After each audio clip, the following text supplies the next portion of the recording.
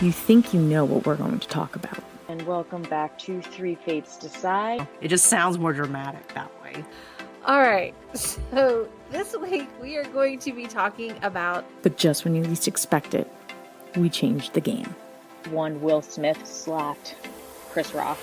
I mean, we always celebrated Easter. You're part of the Half-Blood Prince. So we're going to do another free talk, freestyle thing, no planned discussion. At the end of the day, only one thing matters. We decide. We're going to hit the main highlights. That is the thing, like what we were saying back in that episode. Quick recap. Three Fates Decide podcast. Hello, everyone, and welcome back to Three Fates Decide. My name is Sam, and I am here with my co-host, Liz. Say hello, Liz. Hi.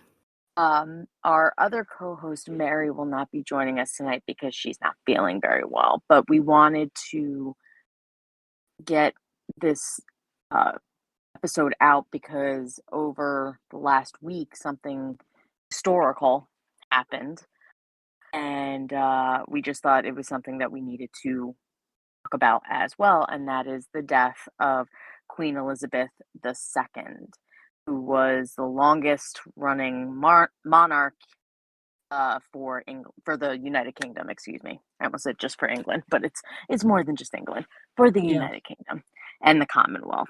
And so we're gonna kind of go through her history a little bit. Going to talk a little bit about some of the controversy that's come up, especially online. I'm sure you've seen mixed reactions to her death. And then I'm also going to kind of go through, I found a list of every single actress that has played the Queen. So I want to go through that list as well. We're not going to go too much into the whole royal family because obviously there's drama coming out of our ears with that. But that'll be for another episode. Yeah, at some point in the future we'll talk about them. But yeah, I mean, for the time being we'll just focus on her and her legacy. So, because honestly, we really could spend a lot of time talking about the rest of the family, which is an ongoing thing. But Yep. Yeah. But yeah, so she reigned for 70 years. She started February 6th, 1952, until her death, which was September 8th of 2022. And she's now succeeded by her eldest son, who will be continuing on as King Charles III. So. Yeah. I mean, I know, like, there was always speculation about, like, whether he was going to keep the name Charles or change it, because, I mean, Queen Elizabeth's father changed his name. I mean, his actual name was Albert. Right, Bertie. So, yeah. And even her uncle, Edward, was actually David, and he changed it. So, yeah, there's a precedence for that. Yeah, and I mean, you know, I get it. It's, you know, again, we'll get into it eventually on another episode, or maybe even more than that, but the royal family history is like, whew. So like they kind of go off of names, and I was actually surprised. And also I think I heard like they tend to choose a name because they have like 5 million names. They choose a name that they have already, but it's also, I think, based off of how previous kings or queens did with that name. So like people were kind of surprised that he kept with Charles because Charles doesn't exactly have a good standing. The first Charles was not end very well. So well, yeah, because they had the revolution against him. Yes. So well, we'll see how this Charles does, you know. Yeah. But it's just weird, like there's no, like, now there's a queen consort who's Camilla, but there's no more queen. Like now it's the king. Like in the UK, like when they sing their national anthem, it's now God Save the King. and they've been singing it for God Save the Queen 70 years. It's got to be so weird. Yeah, and also the money is going to change. Some Yep. of the postage is going to change. I mean, obviously, whatever already exists is going to continue circulating and being used, but eventually you're going to start seeing Charles's face on stuff going forward. So, Yep. yeah, I mean, my parents were like, my mom was actually telling me earlier today that like she was reading like Chinese language newspaper and they mentioned that, oh, if you are in Hong Kong and you have some of the old coinage which has her face on them, they're actually really valuable now. Hmm. Like she was like saying like I think there was like a version of the 5 cent coin from like 1964. I think it was. It's worth $20,000 now. Wow. Yeah. Crazy. Yeah. And the other funny thing was that like my parents mentioned that I think Queen Elizabeth was like the first actually monarch who ever visited Hong Kong. So the year that she visited, they actually had, you know, like special commemorative coins that, you know, people can buy as souvenirs and stuff. And those are probably going to be worth quite a bit now. So I don't know. I mean, if my parents are actually really interested, we may want to go get them appraised and like at least get like insurance on them, like not actually sell them, but you know, Right. get Just in case yeah, something happens. yeah.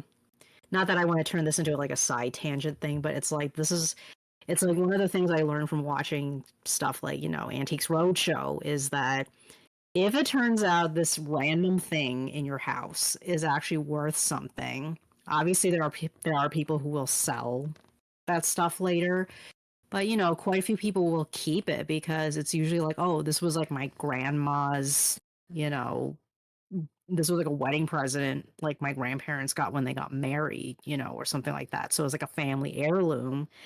And obviously, unless you're extremely tight for money, you would never sell, you know, the Tiffany silver they got. So you're going to want to get appraisal for that because, you know, the insurance is pretty valuable for that, you know? Mm-hmm. Yeah. But yeah, so going back to the queen, though that is actually really good advice anyway. But Yeah. she was obviously the daughter of King George the Sixth. As you mentioned, his real name was Albert. Um, and then she married Philip Mountbatten, who was a former prince of Greece and Denmark. They were married for 73 years until his death in April of 2021. And they had 4 children: Charles, Anne, Andrew, and Edward.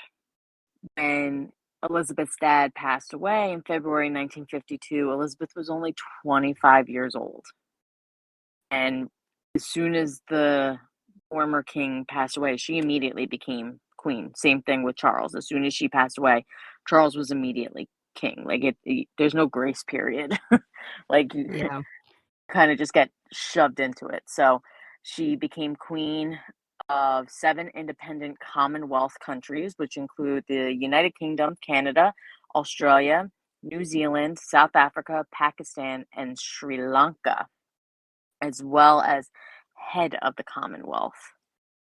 She reigned as a constitutional monarch through major political changes such as troubles in North Ireland, the devolution of the United Kingdom, the decolonization of Africa, and other things. So, and we'll kind of get into that as well. She celebrated several jubilees: the silver, the golden, the diamond, and more recently in June, the platinum jubilee. She Yeah. was, which I mean is, I don't, again, she's the longest living British monarch, but funny enough, she's the second longest reigning sovereign in world history. Right. So Yeah. she's not the longest ever in all the world, just in Britain. She's behind only uh King Louis the 14th, I think, of France. Right. Right, because he was a king when he was like a kid. So Right, he was yeah, a kid. he was a child. Yeah, he was a little kiddo. So, but yeah, I mean, it is amazing. Like people were like speculating whether or not she was actually going to do better than her great great grandmother Queen Victoria, but of course that happened. So, you Yeah. know. And I mean, again, she's became queen at 25. She died at 96. So, she saw a lot of changes in the world, beside not just with her own kingdom, but just the world in general. I mean, you think about what the world was in 1952 to now. Right. So, Yeah, I mean, because like some of like her earliest public duties as a member of the royal family was actually during World War II. I mean, she was a volunteer, mhm. just like a lot of teenage girls at the time wanted to participate somehow in the war effort. And of course, as somebody living in England, you're very directly affected by it because at random times, the Luftwaffe will drop bombs over your city. So, yeah, I mean, she was very much involved with um, a lot of important patriotic activity back then. And she took it very seriously once she became queen, the importance of doing what's right for the country in whatever capacity she had. So, Yeah, yeah. So, and I think I saw on the news, and I'm trying to see if I can get the exact number, but I can't. But I can't seem to find it. If I do, I'll correct myself. But I think she's worked with now, after talking to the last prime minister of England, literally like 2 days before she passed away. right, Liz Truss. That she was number 14, I think, prime ministers in her reign, Yes, I believe so. and the first being Winston Churchill, which is like Right. crazy. Yeah. So, you know, Yeah. it's nuts. Yeah, because like I remember I was listening to Good Morning America earlier this morning, and like they did a short interview with David Cameron, and he was her 12th prime minister, and we know after him was like Boris Johnson. So yeah, Liz Truss would be number 14. Yeah. So there you go. We could easily do like a mini series just talking about her family history because it's very impressive. It's like basically every English and Scottish king or queen you can think of, she is related to them. Whether she's directly related to them, like they're her great great great great great great grandfather, what have you, or a distant cousin. But yeah, I mean, there's quite a few interesting ones. Like, she is a descendant of Alfred the Great, one of the famous Anglo-Saxon kings. Um, She's, of course, also related to William the Conqueror. She's also related to a certain king that some of you Shakespearean fans would know of, Duncan from Macbeth. Yes, the Duncan. She is related to him.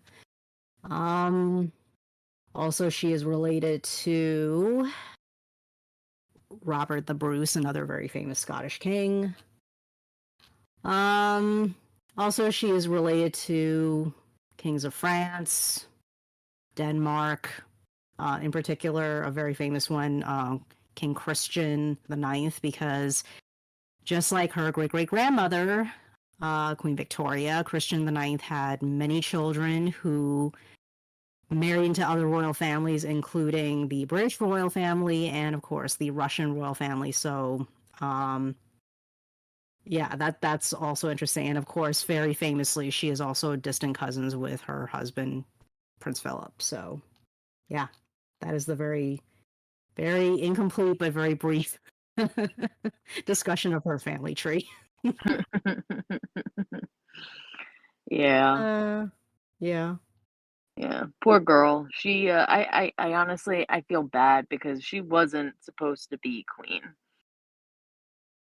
You Yeah. know, like you're supposed to be like Harry, like just be able to kind of have a life. Like you're still part of the royal family, but you're not like in the royal family, like hardcore type of thing. Right. And yeah, man, her uncle did her dirty. Did her father dirty even more. Poor man. Again, if you've ever seen The King's Speech, apparently she applauded that movie because of how well they did in representing what happened to her father, and you know, um, you know, she loved it. So if you haven't seen it, and I know we've talked about it before, it's actually one of my favorites. So I recommend you go Yeah. seeing it. Going and seeing that it's not necessarily about her; it's about her father. But it, basically shows how the the road kind of turned left suddenly, and all of a sudden she found herself heir to the throne. Yeah. Very sad. Yeah. I mean, like, she wasn't expected to be queen, but the thing was that it's hard to say. I mean, even if her uncle stayed the king, the thing is that unless he actually did get married and have kids, there was always that possibility. She still could have ended up queen anyway. Right, right. Yeah. Yeah, I remember I was talking to my sister about it, and I mean, my sister made a good point. If he had stayed king, he would have been told to marry somebody who, who could be a good queen, and basically they'd try and have children. Like that's kind of what it always was. You are, king, queen. You make an heir. That's what you. That's your one of your duties is to make an heir. So like, but yes, if that had never happened, then yeah, Elizabeth would have been the next in line anyway. But you just, it's just imagine what would have happened. But I guess it was a good thing that David, abdicated because he was a Nazi sympathizer. So there you go. Yeah. Yeah. So yeah, going into I guess some of the evolution of like the Commonwealth during her reign. In 1952, when she took the throne, more than a quarter of the world's population was under British imperial rule. It basically adds up to more than 700 million people, including Asia, Middle East, and the Pacific Islands. So in her 70-year reign, we saw the British Empire become what's now called the Commonwealth of Nations, and it drastically declined the United Kingdom's global influence. And so the reason why like I'm bringing this up is, again, if you've been on social media since the Queen passed away, there's been a lot of criticism, some a lot more harsher than others, but it all centers around colonization. So while I understand the hatred of the British monarchy because of colonialization, I don't hate on the Queen because she actually did the opposite. More than 20 countries got their freedom during her reign. And when that happened, she wasn't, you know, uh, fighting, like going to war with them to keep them or whatever. She wished them well. Like she hoped that they would prosper with, and all that stuff. And she was all for, you know, these countries going off on their own and being their own. And I've been watching the BBC religiously, and there's one thing that they always talked about is like every time she would get any type of ridicule from like the public or anything like that, she would take it as a lesson that she had to learn so that she could better herself. So like, you know, I think that was kind of part of it is she saw where the world was going, and England didn't need to be an empire anymore, so she allowed these countries to kind of just, be free, and I commend her for that. So she, I do think that's something to consider, is that the empire, that what the British Empire basically disappeared under Elizabeth's reign, and it became the Commonwealth. Now, I'm not saying every country in the Commonwealth wants to still be in the Commonwealth and all that stuff, but it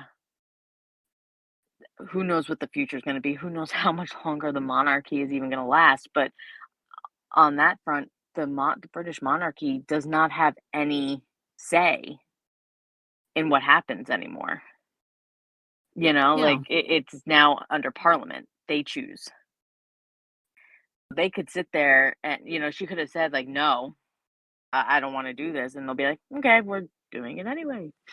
So Yeah, I mean this is like where, okay, now I've mentioned this in past episodes, but my family background is that my parents immigrated to the US from Hong Kong. I won't get into like all the details, but yeah, we my family came to this country from Hong Kong, and as hopefully some of you know, Hong Kong was once upon a time a British colony. And I'm not going to get into all the details about like how that happened. You could easily look this up yourselves, and but the short version is that it was done through a very shady way. Basically, China lost the Opium Wars against the East India Company and the British, and one of the concessions was to agree to give up Hong Kong as a trading territory for a certain amount of time. So, on the one hand, that was very shady, like I said. But then on the other hand, there were some good things that actually happened to Hong Kong because of the fact it was a colony, which was that, a lot of the more liberal prosperity and, economy and government that Hong Kongers enjoyed for decades was because of the fact it was a colony. And now it's currently dealing with issues with mainland China ever since, the handover back in 1997. And, for those of you paying attention to, international news for the past like 10 years, you're aware that there's been a lot of tension going on between local Hong Kong people and some of the changes being implemented, on behalf of the communist government. So I personally understand, the dislike of the whole colonization issue. Mm-hmm. But, as I said, in this situation, there were actually quite a few benefits that, people may not have been able to appreciate if it hadn't been a colony. They wouldn't have enjoyed all sorts of freedoms that people in the mainland don't always get to enjoy. And so, I also kind of agree with what you were saying before about how, like, it's kind of not fair to dump all of this tension on her because, as you pointed out, the empire, or what's left of the empire, was basically, cracking and falling apart during her reign, and, former colonies have become independent countries. And again, as you also pointed out, it is a constitutional monarchy, and for anyone actually paying attention and looking into exactly how does the monarchy actually work, nobody in this family, including, now King Charles, actually has any real political power over anything. Like, not like how it used to be 300, 400 years ago, So much of the decision making in the UK, nationally, internationally speaking, it's through Parliament. So it's like, if you have issues with the British government, it's like, well, blaming Charles now is not going to do you a lot of good because there's only so much he can actually do. I mean, he's not really the one ultimately making all these like major foreign policy, economic policies that the government is doing. It's the prime minister and parliament that you should be complaining. You should be sending them your complaint letters. Okay. So, it's true. They're the ones you should be complaining to. So, yeah, I, I totally agree with you about how, like, yeah, it's kind of not fair to blame her or them really Right. I on it. mean, On it. it's stuff that happened, in the past. Now, again, I completely understand, hating on the monarchy and like the history of the monarchy and what they did because, yeah, I mean, you know, walking into a country and being like, all right, we're gonna kind of take this over, okay? And we're gonna beat your people and kill your people because we want to. Like, like it's a nasty history. But I just personally can't sit here and be like, well, it's on her. Yes, she's a representative or whatever, and but it's just uh, that's just me. That's just me. My whole thing is literally the woman just died. Now her family is grieving. Her people are grieving, and the things that I saw posted online, I was just like, come on, like regardless of what you think of the monarchy or whatever, like really, like you got to go at her like that when she's dying or just passed. Like I just thought it was a little tasteless personally, but there's a time and a place, and that was not it. Right. I mean, So, also, like, I mean, we were kind of chit-chatting about this before we started recording, but I personally feel like now academically speaking, I was not a history major. But I have said quite a few times that like I happen to be a history nerd and I'm always fascinated by that sort of thing. And the thing is that when you really study, the history of, the United Kingdom, um, maybe not like every single bit of the history, but at least being familiar with the history of the United Kingdom of like, like say the last couple of centuries, right? mhm, It's like, when a lot of this colonization was going on, and which was like primarily in, it like really got snowballed in, the 17 and 1800s, actually. I mean, obviously, we know as Americans that like the British started colonizing North America like late 16, like in the 1600s, but where what we think of as the empire really got going in the 17 1800s. So it's like when you want to really think about it, it's not just the royal family who is benefiting in the whole colonization thing. It's quite frankly the entire country, um, the entire United Kingdom is basically benefiting off of it because at that around the same time, it's the Industrial Revolution. And it's like so many of the raw materials being used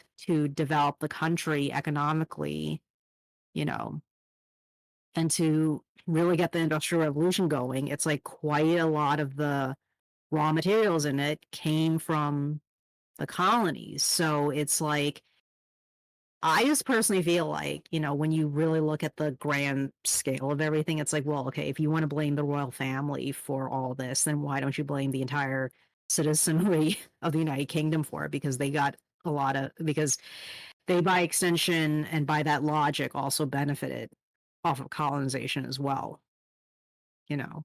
mhm, So it's like, why are you going to just drag this one family? I mean, why don't you drag on everybody?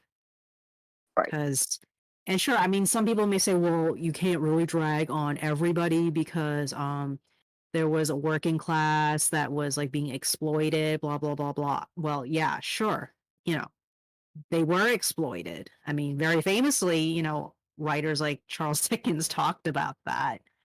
Um, but, still, there were also plenty of people within the United Kingdom at the time who became middle class because of the Industrial Revolution and colonization. So it's like, again, why aren't you dragging on them as well?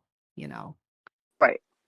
So But along with anyway, just public opinion throughout her reign, remember I mentioned that I saw on BBC whenever there was any a poor public perception, she took that as a lesson to learn to be better, so that she listened to people basically. So kind of just going back, it kind of started all the way at the very beginning. She would wear very modest clothing. Granted, she always did, but she got accusation in 1957 that her speeches sounded those of a priggish schoolgirl, and it caused a bunch of criticism. And basically, between how she spoke and how she dressed, she wasn't becoming a more modern image.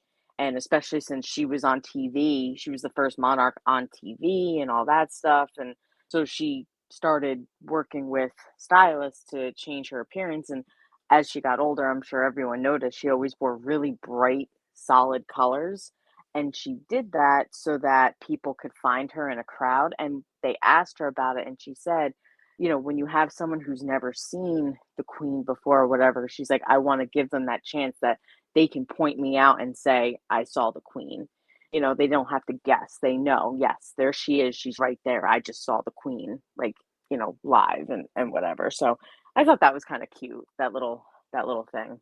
yeah, I mean, it's pretty much like, what a lot of musicians do when they're at concerts. Yeah. Yeah. Yeah. So then in the 1980s, there was a lot of public criticism about the royal family in general, um, and how the personal and working lives of her children became like under fire, under like media scrutiny or whatever. Popularity for the royal family was really low in the early 1990s. And she heard the people, they thought, and I mean, people these days still do think that they are a bunch of rich people that are flaunting themselves, going on, to these parties and wearing these, you know, this expensive clothing, and it's all on the money of the people. They don't pay for it. They get paid by like the money of the people. So she actually changed it and started to pay income tax for the first time, and she opened Buckingham Palace to the public, so that people can take tours and things like that. And I think that did help. It did help a lot. And then she was criticized, obviously the monarchy itself, which we already talked about. But honestly, what really got them, the last time, obviously besides her death, was Diana's death, Princess Diana's death. And Yeah. this one I actually don't agree with. She came under fire because the flag at Buckingham Palace didn't go to half staff. She didn't make a public speech for days afterwards. Well, this is what the public doesn't understand. Her thought, her yes, she's queen, and yes, she has to think about her people. She was thinking about her two grandsons that just lost their mother. Like, that's what her focus was on. That her two grandsons were mourning the death of their mother. But like, Yeah. and I love Princess Diana, I do, but woman knew how to play the game, and she got people on her side real quick and had the royal family looking really bad. And I think that's why, you know, the queen not saying things for days and days and days afterwards, like, that's why people had such an outcry, because it was like, oh, well, it's because they hate Diana. It's like, come on, let her focus on her grandsons first. You know what I mean? Like, so I kind of didn't agree with that whole thing. And like, she even said, she was like, we didn't even lower the flags when my father died. Like, so why do it for Princess Diana, who wasn't even in the royal family anymore? But Yeah. you know, she was a beloved person, so everyone wanted to, you know. But yeah. Um, And then just going over some of like her interests or whatever, she was a patron of more than 600 organizations and charities. And the Charities Aid Foundation estimated that Elizabeth helped raise over 1.4 billion pounds for her patronages during her reign. Right. She loved equestrianism, dogs, Yeah. especially corgis. Yep. She loved her corgis. In fact, Yeah. my whole thing was like, "Where's her corgis?" Yeah. Apparently, Sarah Ferguson is gonna, and I think Andrew are gonna take them. Good. They need to be taken care of. They lost their mommy. Yeah, Um, I heard about that this morning. Like they mentioned that, yeah, it sounded like the two of them are gonna, like, I guess, joint custody or like custody well, of. they still live together. Oh yeah. Oh, okay. Yeah. Yeah, I didn't remember. yeah. They even though they're divorced, they still live together. Um, yeah. So, and from what I understand, she had a fantastic sense of humor. Everyone has mentioned that more times than not. In fact, I heard one of her like security guards was they were talking to him and was mentioning she was walking with him out and about and this American, you know, came up or to them or whatever and just started talking to him, didn't recognize her. She had like her scarf on and whatever, and asked her if she's ever met the queen. And she was like, I haven't, but he has, pointing to the security guard. And he was like, "Oh my god, like, what is she like or whatever?" And um the security guard was like, "Oh, like she's a pain in my butt," or, something like that. And then he asked the queen to take a picture of him and the security guard. And then the security guard took a picture of him and her, and he walks away and she goes, "I'd love to be a fly on that wall when he goes back home to America and people go, that is the Queen of England." Oh god, it's so funny. So funny. Yeah. Yeah. But but yeah, so besides all that, she was very religious, like hugely religious. She's the head of the Church of England, Protestant, so that was a huge thing for her. And I can think of, and then the only other thing I wanted to, I don't know if you had anything else, but the only other thing I wanted to go over was I found a list of every single actress that has played the Queen in either a movie or a show. Of course. Of course. So, in no specific order, you have Olivia Colman, who was in the last two seasons of The Crown. Mm-hmm. Emma Thompson played her in Walking the Dogs. Helen Mirren played her in The Queen, which I like that movie. That's about the whole Princess Diana thing. Kristen Scott Thomas played her in a play called The Audience. Claire Foy played her in the first two seasons of The Crown. I thought she did phenomenal. Yeah.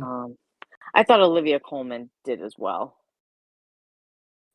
Imelda Staunton is going to be playing her in the last two seasons of The Crown. Yeah. Which of course they for obvious reasons They pause suspended filming. production. Yeah, Yeah. in respect, which I think is nice. It is about her. Probably have to Yeah. rewrite stuff, for that last Mm, season. mm. Maybe move some things along, but Yeah, um, I mean, yeah, maybe. yeah. Sarah Gadon in A Royal Night Out. That's a cute movie. Did you ever see that movie? I've seen clips of it. I never actually saw it though.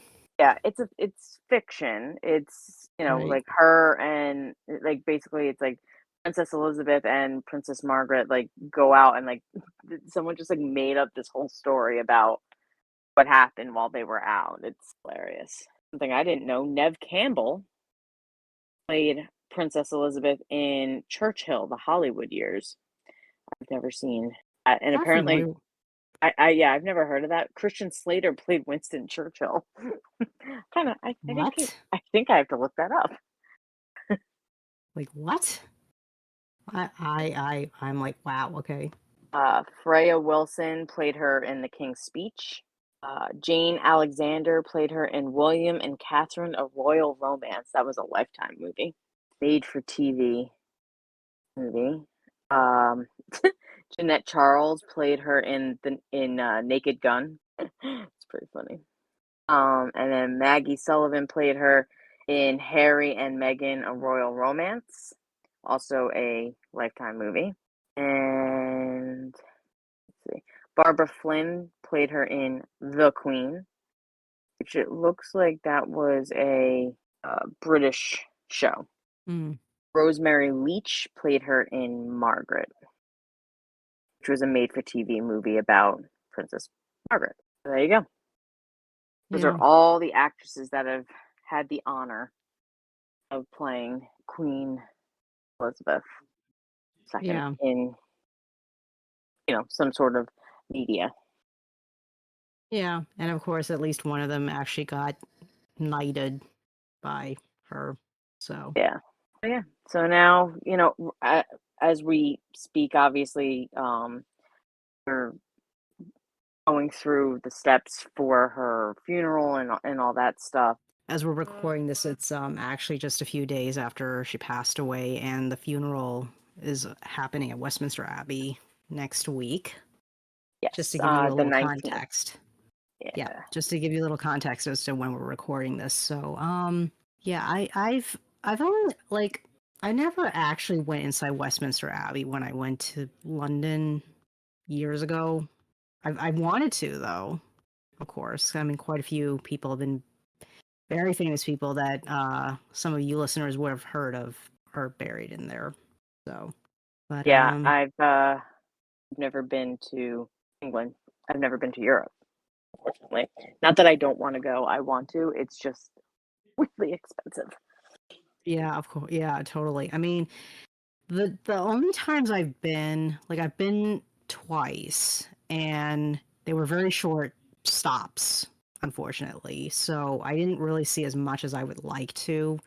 So at some point in the near future, uh, when I mean, obviously COVID-19 is not going away anytime soon, but things seem to be in a position where we kind of have to live with it, and we're gonna have to like figure a way, to how to deal with it. But yeah, I mean, international travel, like hopefully once that situation gets sorted out, which is the bigger issue now, is how messy airports are. But once like that gets settled down, I would like to go back to England and like actually properly look around, because I only did like 2-day stays the two times I've been. So I really didn't see as much as I wanted to. Yeah. I'm sure it feels strange to like a lot of people that she's gone, but I feel kind of strange about it, because it's like, I mean, one of the reasons why I have my name is because of the Queen, really. So but I'm sure there's a lot of other Elizabeths out there who are in the same position. So yeah, but we will miss a lady who doesn't come too often. Yes. In our lifetime, we will never, most likely, it's not impossible, but most likely never see another reigning queen, only queen consorts. And if you want to know why, it's because you can never be higher than sovereign. So king is the highest, which is why Philip couldn't be king consort, because king is higher than queen. Think of a deck of cards, right? King is higher than queen. So if she's the queen, he can't be higher than her. So she made him Prince Philip as opposed to king consort. But when a king is reigning, their wife would be queen consort. They're not reigning queen, they are queen by marriage. So if Charles passes first before Camilla, she will no longer be queen consort. She'll be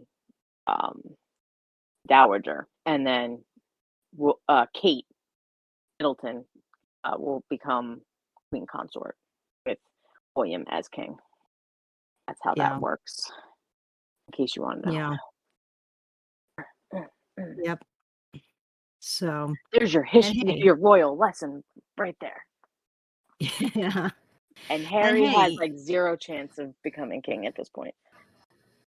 yeah, but then again, he's pretty much said he has no interest in I don't ever blame being him. king. I wouldn't want it. Thank you. Yeah, and I mean, like as we were talking about earlier, like you know how what used to be the empire has been shrinking. It's like, to be honest, I would suspect that like on her side, she was probably kind of relieved at the notion of the empire shrinking, because who honestly wants to be responsible for all that, really? I mean, granted, like we said before, like the royal family and you know the king or the queen don't have any real political power, but still, who wants to be the figurehead of a freaking empire? Right. Yeah, look what happens. People hate you. Just because. Yeah, Not good yeah, to be the face sometimes. yeah. So So, no, my reaction was sadness, but I think it was more of just because she was always there. She was the queen, and now there is no queen. It's just weird. So it was like a sadness that an era was ending, but at the same time it's like we're watching history right now, yeah, unfold yeah, before our eyes. So yeah. I mean, you know, if any of you listeners are honestly really interested in us talking more about the royal family at a later date, then we will, sure, we'll talk about it at a later date.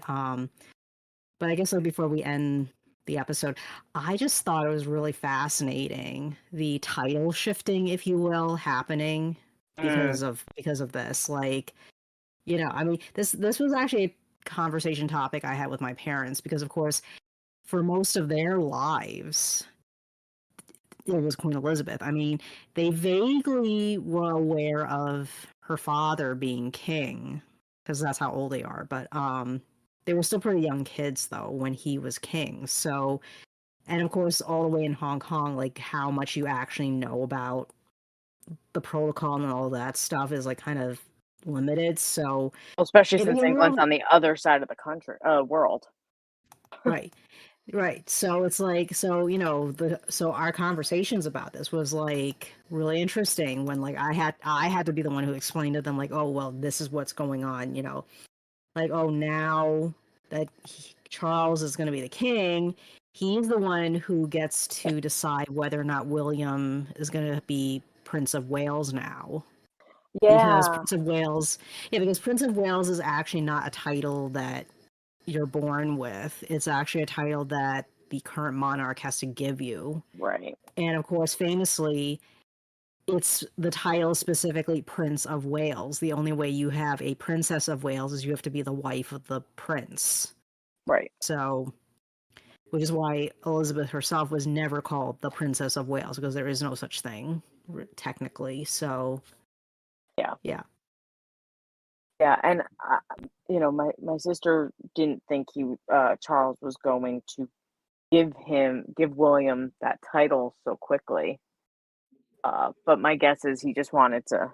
That was like his first, I think, act as king, was giving William and Kate that title of Prince and Princess of Wales, and then on top of it, because Charles is now king, um, William and Kate were Duke and Duchess of Cambridge, but now they just also took over Charles's, which is of Cornwall. They Right. are they my goodness. So they are Duke and Duchess of Cambridge and Cornwall and Prince and Princess of Wales. Right. Well, I But mean, the kids will be, yeah. I mean, the Wales, kids will, yeah. yeah, they'll be Wales. Well, and that's the Right. other thing. They don't have last names. It's just whatever their title is. So like their kids went to, like, the day that the queen passed away was the first day of school for the kids. They went into school being, George Cambridge or whatever. Now the next time he goes to school, it's going to be George Wales. Like, Yeah, that's that is very odd. it's got to be confusing. What's your name? I don't even know. I don't know what my name is anymore. It would have been a lot easier if they would just said, okay, our family, our house name is Windsor, Right. so it should be Windsor. Right, exactly. Or Windsor Mountbatten if you want to hyphenate it. Right. Because, I mean, that's technically what their family, their house name is. Yeah. So, yeah. Now you gotta confuse those kids. What's your name? I don't know. I don't know. I mean, it's like, yeah, I mean, if they want to be called Lord whatever, then sure, Right. then that's fair. But it's like, come on. Why Aw. must you complicate these things, And then now that Charles is king, William and Harry are the Prince William and the Prince Henry, or Harry. Henry's his birth name. Yeah. But yeah. They have the in front of their name. Yeah. And now Harry's children are technically prince and princess. Yeah. So there you go. Which of course, which again confuses people, but those are the rules. Them be the rules. We didn't invent them. These were rules going on for a few centuries. So yeah, we didn't make this up. But yeah. I mean, okay. Let's consider this like intro to a future episode on the royal family. But the other thing I will find really interesting is what is going to happen to the title Duke of York, because Andrew doesn't. Well, as far as I know, when I look this up, there's only been one instance of a Duke of York title actually going from father to son. Because for whatever reason, a lot of the previous Dukes of York have happened to be like men who end up not having kids or any surviving kids. So then the title reverts back to the crown, and then whoever is the king or in a couple of cases queen, ruling at the time, they are the one to bestow the title to somebody, and it's usually the second son of the ruler, but not always. So it's going to be kind of interesting what's going to happen when eventually Andrew passes away, because then he has no sons, obviously, which people familiar with the royal family knows this. So it's going to be kind of interesting to see who is going to end up being the Duke of York then, because technically, if for some reason Andrew dies before Charles, it could hypothetically go to Harry. Right. So it's just going to depend on what happens. Yeah. And, who. Yeah. And then if it doesn't go to Harry, my guess would be it would probably go to Louis. Yeah. It would go to Louis. Most likely. So. Yeah. We shall find out eventually. Yeah. Thanks for listening, everyone. Catch us next time. And see what we're going to talk about. Because the three fates decide.